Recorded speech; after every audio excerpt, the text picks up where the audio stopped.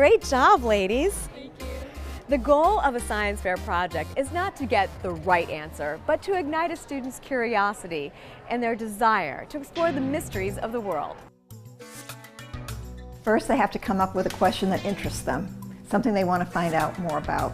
Junior Julia Knowles was interested in water conservation.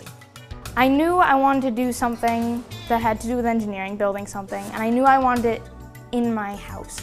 So Julia made a list of all the appliances in her home, focusing on the biggest water wasters. That led her straight to the bathroom.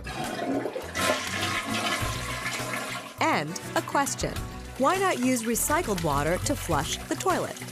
So Julia retrofit the family's toilet with a drain pipe that used recycled water from the sink to flush. You couldn't shut the bathroom door for about 3 months. And that wasn't the only obstacle. There were many times where Julia just, like, I can't do this. There were a lot of ups and downs along the way. There were some things that I didn't understand. I had to go and research on my own to make sure I understood. Her hard work and perseverance paid off. Her project earned her a 4th place win at the Intel International Science and Engineering Fair. And I said, Julie, do you understand what's happening? And she couldn't believe it. You know, that's an amazing thing. And millions of amazing students worldwide compete annually in local and school science fairs. The winners go on to compete at regional and state fairs. Let's hear it for Canada! The best and brightest, like Julia, win the opportunity to attend the Intel International Science and Engineering Fair. More than 1,500 high school students from about 70 countries showcase their independent research and compete for $4 million in cash, scholarships, and prizes. It really knocks you down a few pegs and shows you what other people can accomplish around the world, and it makes you want to even improve your goal even more. But it's not all work and no play. Students participate in social activities too. They trade emails and friend each other on Facebook. Among the most popular events is pin trading with new friends.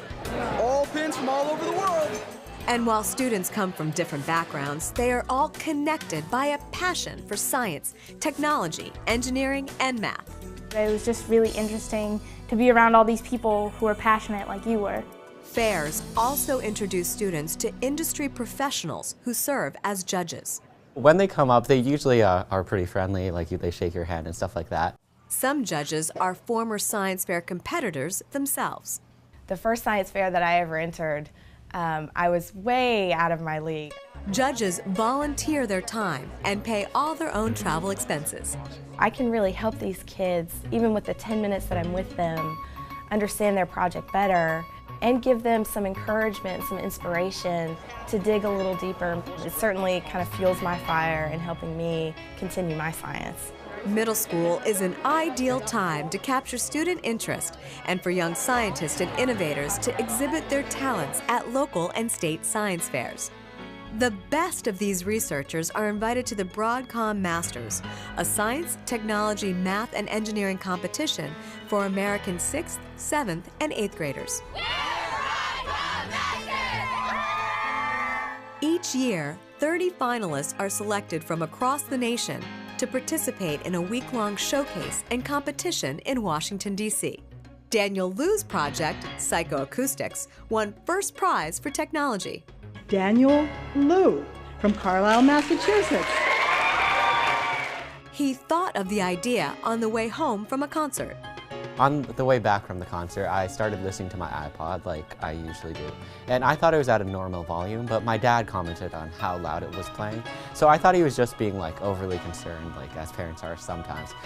But I checked it anyways, and it was actually at the maximum volume. All science fair projects follow the same cycle, which are illustrated on a project board.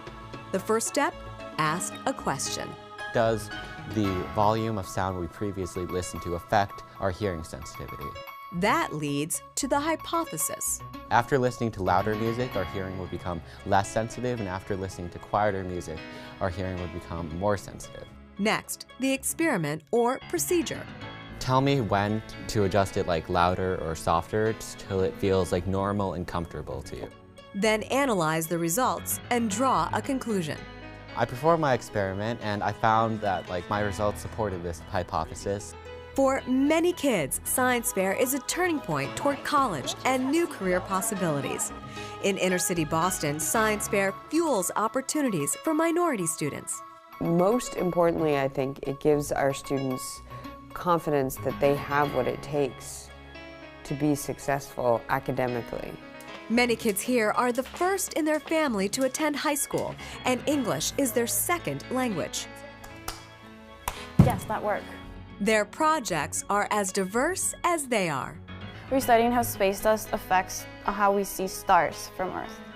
The great thing about Science Fair is that it meets every kid where they are, and it helps them to advance from where they are to a more skilled, more knowledgeable, more confident, more successful place.